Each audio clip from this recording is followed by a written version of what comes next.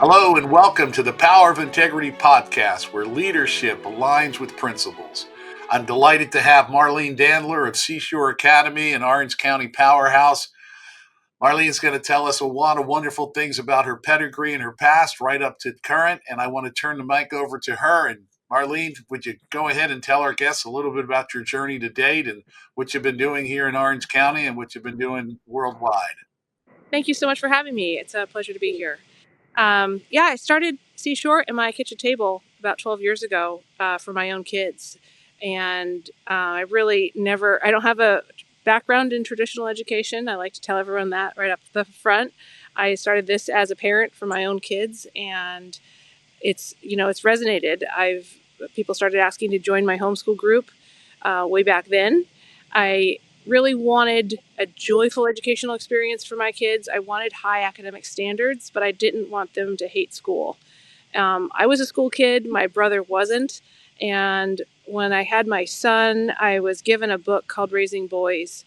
And it really got me to question traditional education for boys in particular, and then just overall, as I learned more and more about successful CEOs and read their biographies and learned how many of them did well in life despite school, not because of it, and started studying Angela Lee Duckworth's work. Her life study is on what creates successful individuals, and it was grit more than racial background or economic background or education. It was really the ability to overcome difficulty. And so while I had grown up in an environment that really valued, education and the name of education, I could see from my own experience and sort of watching some of my college classmates that wasn't necessarily all it had cracked up to be. And that true success was really from people who had a faith background, had wonderful families, and led lives of integrity and honor and passion, but also who were just gritty, who had persevered through difficulty. Sometimes no education at all, and so as I started thinking for my own kids, I really wanted to make sure that they, had a safe, loving environment and they had intellectual curiosity, but that they also developed grit. So that's sort of the genesis of it. And so in a homeschool environment, kind of challenging one-on-one just with the teacher, I didn't want it to be boring. And so, as kids started to join, they had a small group friends. They could get through a lot of academic material in a short period of time. So that was really great because we had high academic standards and then they could have a ton of fun. We started out in my house, moved to the storage room of the Costa Mesa Boys and Girls Club. We were there for the first number of years. And then we're in the Irvine Boys and Girls Club in their extra storage room. Then, we've got bumped around a little bit. We're now at Mariners Church in Irvine, which is an absolute blessing from God that we just moved here this month, actually January of 2025. So really grateful to be in this amazing facility. And, wonderful families and wonderful teachers. They've got a great principal now, Christian school background, just a man of faith, and leads us in prayer every morning and, really puts the best interest of the kids first. We don't do any screen time here at Seashore. So all the way through 8th grade, everyone's doing pencil and paper learning. Still got the small groups, of 15 to 1 or smaller. So as we've grown, we haven't stuffed more kids into classes. We've just added great team members. And the kids are doing hands-on learning, pencil and paper, reading, writing, arithmetic, financial management, Toastmasters public speaking, adapted down to kindergarten, and entrepreneurship. So all the things, plus some fun entrepreneurship classes to teach them grit. Wow.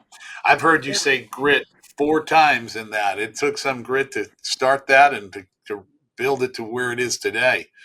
It reminds me a little bit, Marlene, of a book I read early on in my career. Metropolitan Life commissioned a study on how do we select agents who will last, because 80 to 90% attrition, and they couldn't figure out what was the common denominator and what was the formula for success. And the book written called Learned Optimism, where folks would have grit despite all of the challenges they're facing, the perseverance, the persistence to stay with it, which is, I think, the factor of grit that you're talking about.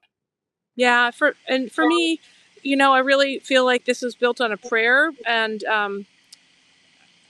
sometimes even when things didn't make sense, sort of being able to release that to God, and sort of saying, okay, what's the direction I need to take here. We're just going to be, formally making Seashore a Christian organization. It was secular for a long time because we accepted charter funds, and now while there are aspects of our curriculum that are secular, just in honoring, the blessing and the miracles that God's provided to us when things didn't make sense and things were hard. That sort of gotten me through a lot of difficulties. Wonderful. A woman Mm-hmm. of faith for sure. So when we turn our topic to integrity, which you wove a little bit into what's already happening in your world for sure in a big way, can you tell me in your words what integrity means to you? I feel like it's taking the high road. Um, if people are jealous or petty, if there's infighting, it's just sort of saying, okay, what's best for the kids, and then also just trying to be truthful. I've never pretended to have a background in education, for example, and I find that when I tell people right off the bat, I tell them on the prospective parent tour, I'm not a teacher. I didn't get a degree in education, so there are people all around me who are more qualified than I am, but I'm not coming from this as a traditional educator. And then people are okay with that. So I'm not pretending to be anything other than, a parent who's passionate about this. I don't have a degree in business either. So as we've gone forward and, things have come up, maybe, this contract was written the wrong way. I'm like, oh, I'm sorry. I've never done 1099 versus employees before or whatever. Um, so that, those was all these little learning mistakes. I was just like, I had no idea what that was about. And so then my bookkeeper was like, okay, let me educate you. I think we had grown to a pretty big business. I had never heard of what, a KPI was. I had no idea what SOPs were, things like that. And I went to my business group, and very kind people educated me on all this terminology. So, um, I'm try to be honest about what I can and can't do. Try and be upfront about what we do at Seashore, what we don't do. We don't do screen time. We've never done, we're a medical freedom community, so some things were just very clear that none of our business to be asking parents or children about their personal medical decisions. But we also don't have, for example, like a school symphony or school orchestra. So you don't have, we don't do screens in the classroom, so we don't do computer classes. So we're trying to be honest about what we do and don't do, and take it from there. Yes. And most of our audience is quite informed and sophisticated, but there are some that are starting out. And so for them, the KPI, the key performance indicators, the SOPs, the standard operating procedures, just for clarity, want to give those definitions a little meat on the bone. But yes, learning those in our businesses and in our professions is really key to being able to track and measure our success along the way or a lack of thereof. So, well, And tell me honestly, I something. think, Go ahead. sorry, I think part of the reason I never focused on those things, so I've always run this, from the perspective of a parent who's got kids in the program and what I would want to see. And it's always worked out. And I manage things very conservatively. I've never taken out a loan. There aren't any investors in it, for example. So I've never really I'm not in over my skis in that sense, that it's always been run very Yes. conservatively. And so I've never come at it from the business perspective of trying to get these key performance indicators. As we've grown, I've come to appreciate that looking at it from a spreadsheet perspective can be helpful. But that's probably why I was never driven in that direction. No, understandable, and it's kudos to you to make success without with paying attention to the real important things, the principles of care for those Yeah. children and their future and trajectory for sure. Yeah. Absolutely, Yeah. yeah. So your leadership style, how does integrity play a role in your leadership style? With not just leading students, but leading the team members. What can you tell us Yeah. there? I really, and I'm so grateful I have this wonderful principal where this is easy to do now. Because I really I'm not, and I've done these assessments and so forth. I tend to be what's called a reluctant leader. I'll step in if I need to, but I'd rather not. And so having, a wonderful principal who's got over 20 years experience as an administrative principal from St. John's Lutheran just come in. It's easier for me to sort of tell him how we run. He and I work side by side, and then he's running things beautifully and has far more experience than I do. It was challenging for me to bring in principals who had a different vision than I did. I was quite differential to their experience in the past, but if when they were really trying to bring Seashore into the model of more of a traditional school, then we'd clash. And so I think in that sense, then really taking the time to find the right fit who could understand that Seashore is flexible, that we're high quality, but we really want to offer 3 days a week or 4 days a week. We're not all trying to get all kids to fit into the same box. And I feel like the leadership team that I have now really understands that. So that's been great. So it's a lot easier for me to delegate. Yes, for sure. And the reluctant leader, that's a wonderful way to be. Sometimes when we lean in too much in our leadership, we can actually interfere with the growth of those that are on the team. And it sounds like you're giving them plenty of leash to grow and enough guidance to keep them on track. I think I made the mistake before of being too deferential or giving up too much, and it wasn't necessarily bad, but when leaders have a very different idea of where things should go, then that wasn't a good. That ended up not being a good fit. So I've made the mistake, I think, of giving up too much and then having to step back in and reorient the ship, if you will. And so that really making sure that we have a leadership team that's really aligned with core mission and vision, and then letting go has been something that I've had to learn. And I've definitely made mistakes along the way there. Yeah, setting vision and setting trajectory for our team so that they know where they're going and they're able to track towards that. And that's an important aspect of a leader for sure.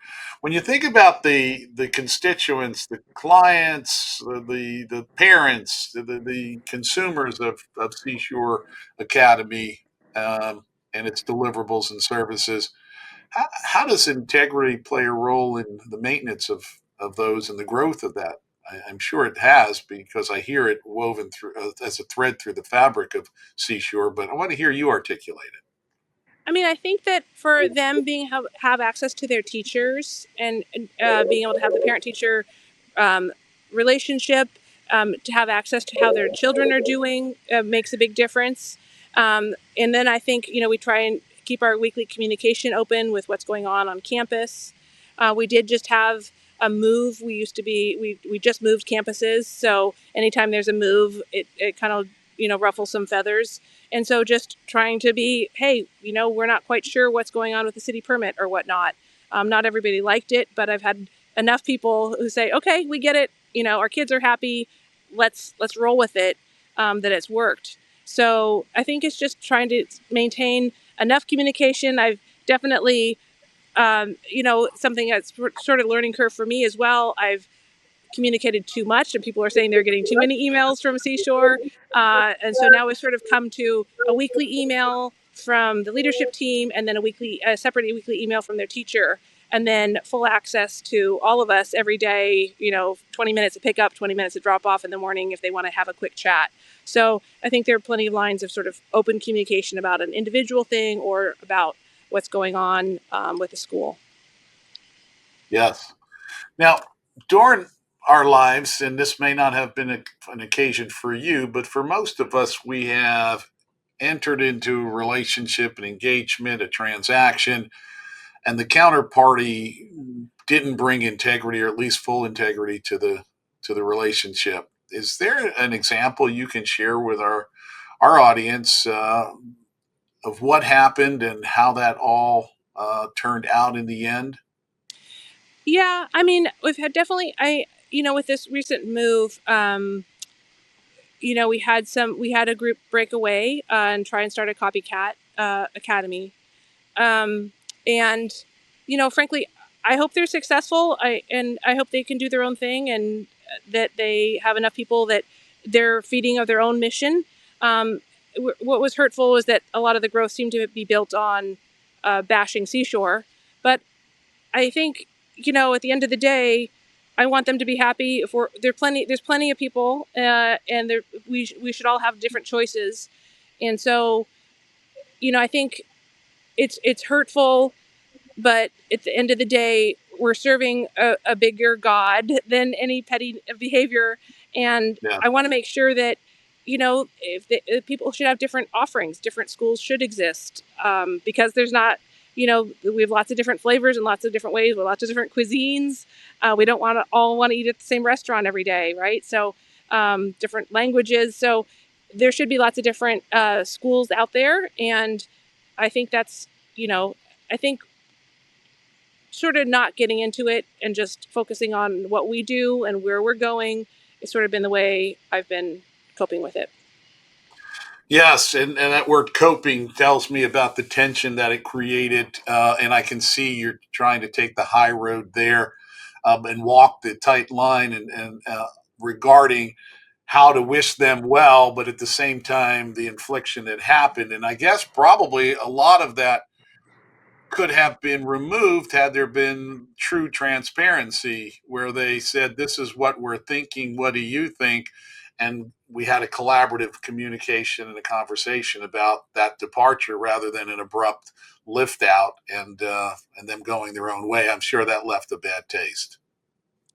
Yeah, it was a little challenging, but I also think, when there's a move, one of the things I've learned, I deal with change fairly well, personally, but I understand that, not everybody does. And sometimes when there's change, a lot of other things, all the dust gets stirred up.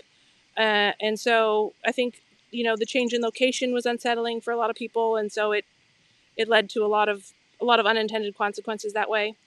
So, I guess I'd like to believe that everyone in their heart is good, and, trying to do the best they can with what they have at the time. And in the end of the day, I know that, this for me has all been a blessing from God. And God has blessed me with this business. And God gives and takes away, and continues to give and has blessed us with this amazing new location. So I feel like if, that's sort of my focus every day is doing his work. So whatever that's meant to be. And if they're not When if they're not on the team, we're blessed with amazing team members who are completely mission and vision aligned. And I know some companies work really hard to make sure everyone's mission and vision aligned. And through this move, we've got the best team ever. So maybe that's just God's blessing in disguise. Yes, sometimes a pruning is the Yeah. best outcome. Yeah, even Yes. when it's self pruned. So Yeah. you have insights. You have some things that I'd love you to share.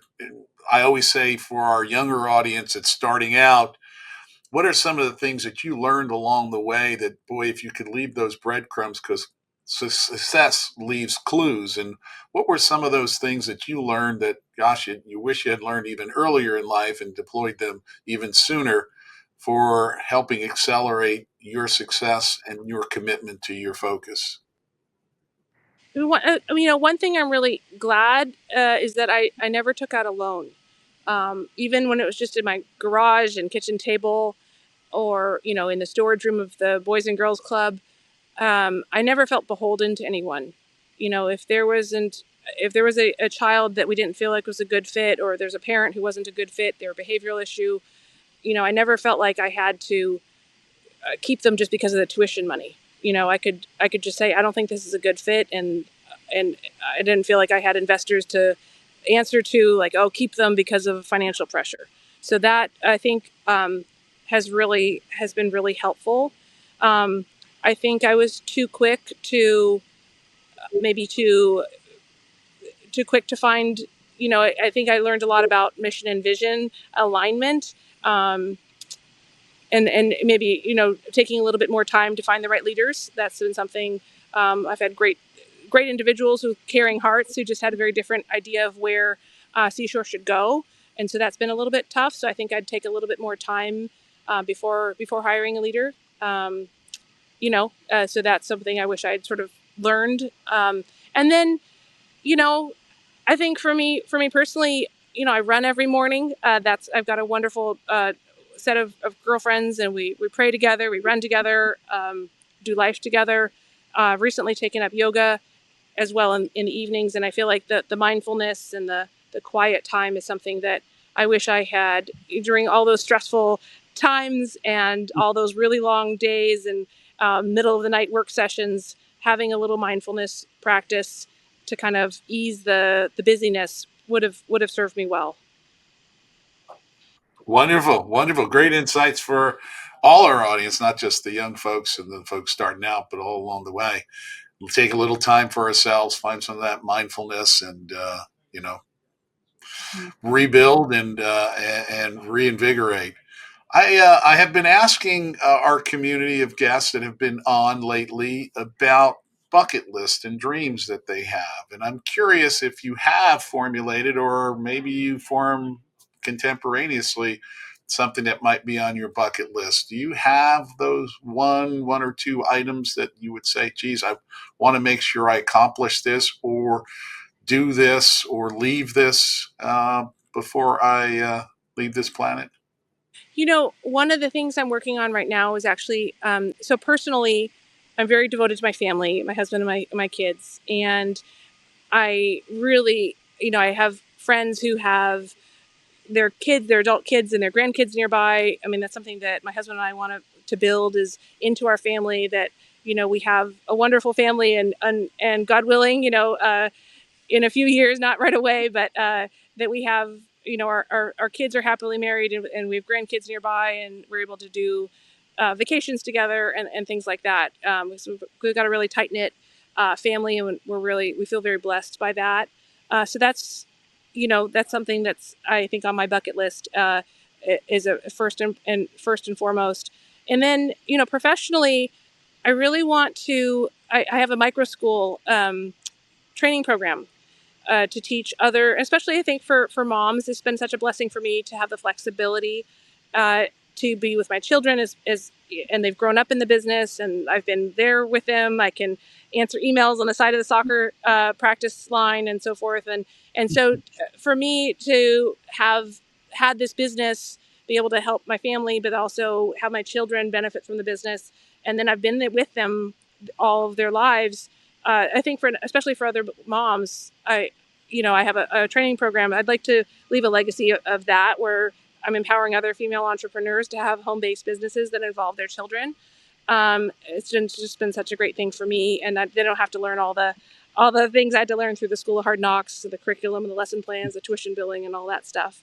And then, I'd really like to, my husband and I have a number of places we'd like to travel once we're empty nesters. So, we have some daydreams about that. We'd love to go to Bali and go to Fiji and, some fun in some Eastern European countries, Croatia and Estonia. So we'd have some bucket list places we'd like to travel. Wonderful. Yes, I mean, a lot of our guests are wondering, why do I ask guests now about bucket list and dreams? Because I'm looking to fan the flame of making sure people don't live ordinary lives and live a lot less unordinary things, and they get through knowing that they reflect back on a life well lived, and to encourage that and to hear those dreams and those wishes for legacy that folks want to leave.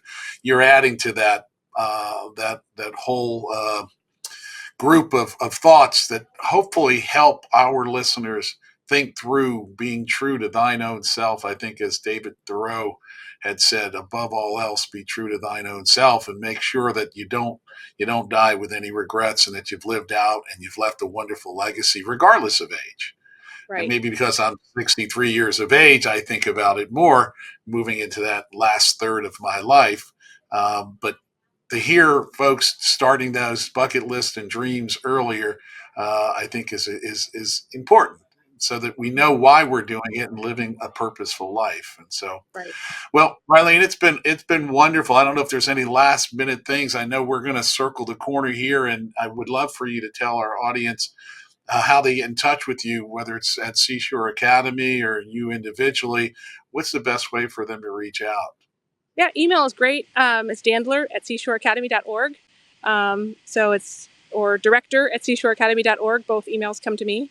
So if anyone has any questions, I'd love to, hop on a phone call or email. And I'm here at Mariners Church in Irvine. We have tours every week. So if you want to pop by campus, feel free to do that. Well, we've been on with Marlene Dandler of Seashore Academy, a powerhouse here in Orange County, running a wonderful school in a non traditional, non conventional way that's teaching children absolutely the things that work in life and what we need in life for the tools to be successful, not just in business, but as individuals. And we're really grateful for the work you're doing. It is God's work, and we're blessed to have you at the helm there. Thank you so much for having me today, and thank you for that. No, thank you, Marlene. Really appreciate you. All right, take good care. We'll talk soon. All righty. You as well. Thank you so much. Have a wonderful day.